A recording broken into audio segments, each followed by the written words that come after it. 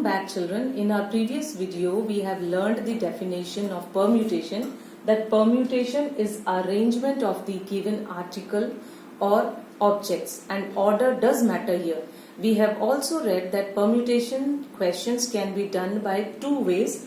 One, by following fundamental principle of counting, which says if the events following each other when multiplied will give you the total number of arrangements. Another, today we'll be taking it with the formula. Another way to calculate number of permutation or number of ways the particular article or objects can be arranged can be done by formula. And the formula given to you is NPR, where N is the number of objects and R is the number of places to be filled. Now children, here you always remember that R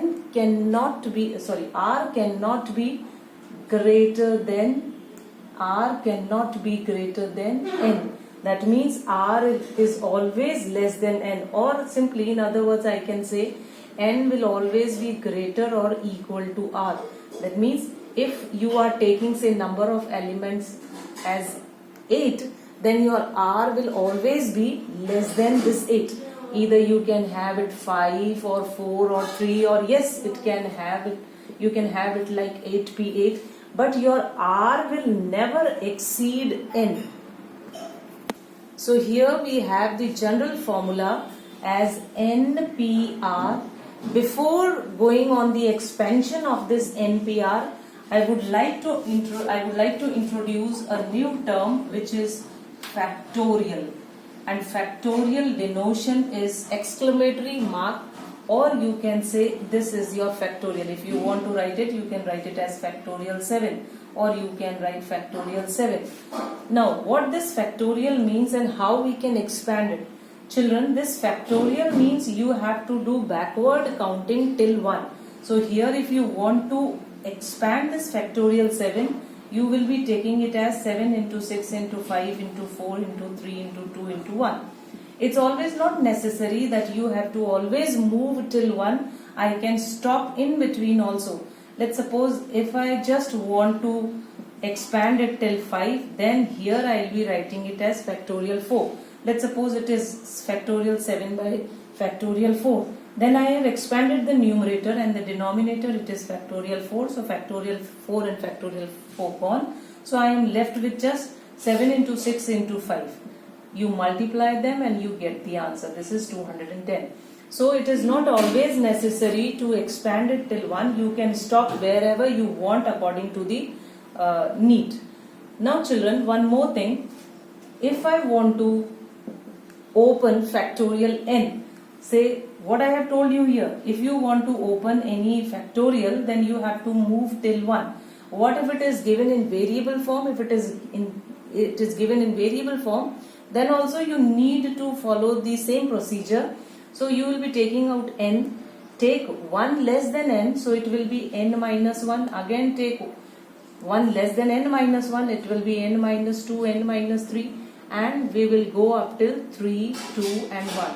So this is the expansion of factorial n. Now let's come on this expansion NPR, which says factorial n by factorial n minus r. Whatever are the number of places, you have to, in the denominator, you have to subtract it from r. So this is your expansion of NPR, where n is the number of objects and r is the number of places. This is the expansion you will be requiring everywhere whenever you are doing the questions related to permutations. One more thing I want to add. Here also I have told you it is an arrangement, but in a proper order. So here order does matter, that in which order I am arranging the given articles or objects. So this can be considered as theorem 1. So this is the basic expansion of NPR. Simply if you want to, let's take an example, if you want to expand 8p3, you can write it as factorial 8 upon factorial 8 minus 3, which will give me factorial 8 upon factorial 5. And on expansion, it will give you as 8 into 7 into 6 into factorial 5.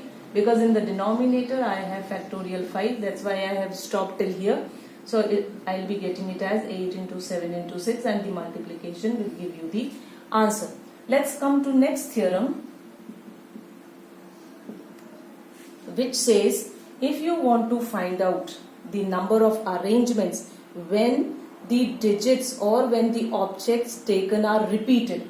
This is when number of object, or I can say when repetition is allowed. When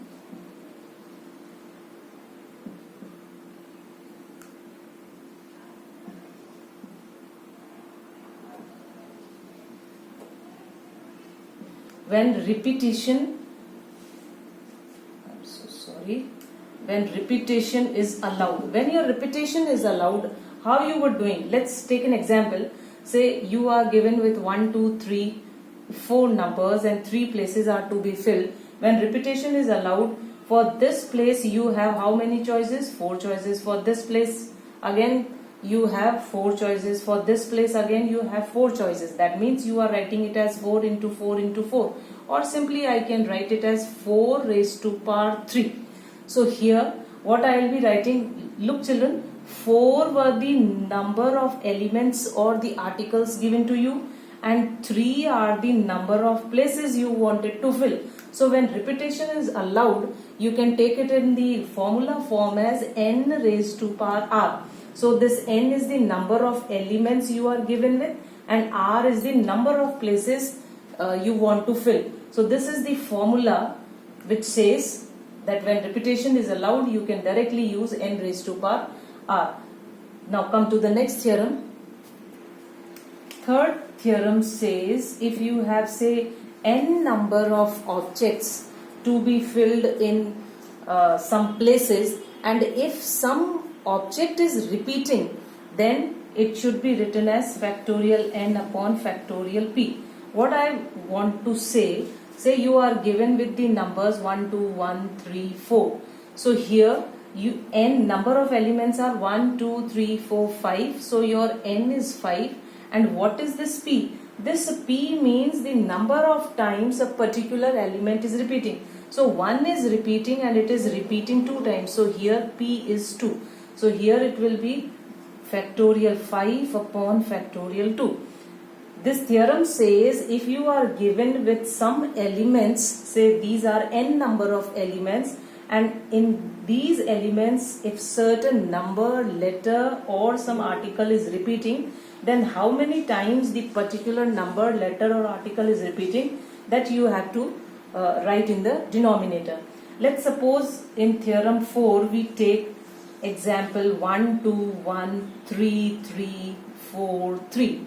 Here this is the expansion of theorem 3 only. Here you need to see that number of elements. That means the theorem says you will be writing it as factorial n upon the number of times the particular number is repeating. So here 1 is repeating 2 times. That means if say I denote this with p and these 3 can be denoted say with r, then it will be written as factorial p into factorial r. This dot means multiplication and not the decimal. So here theorem 4 says if more than one number is repeating in the question, then it can be written as factorial n upon factorial p into factorial r into factorial s, and it can go on and on. So this is your theorem 4. Let's come to another terminology, which is circular permutation. The name is only suggesting you that when the arrangement is done in a circular way, then it will be like circular permutation.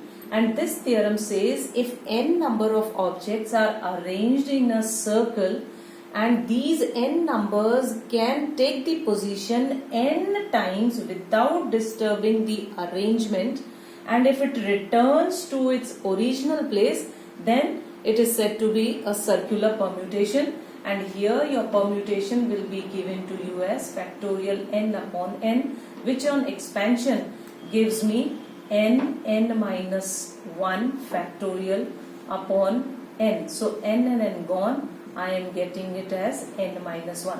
So these are the number of permutations when you are taking it as circular permutation. That means n objects are arranged in a circle, and these n objects can take n number of positions.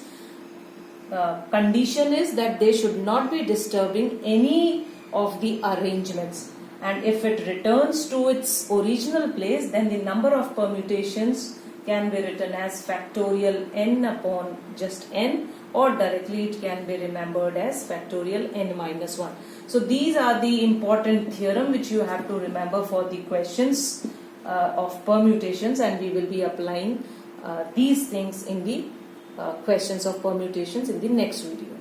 So watch out.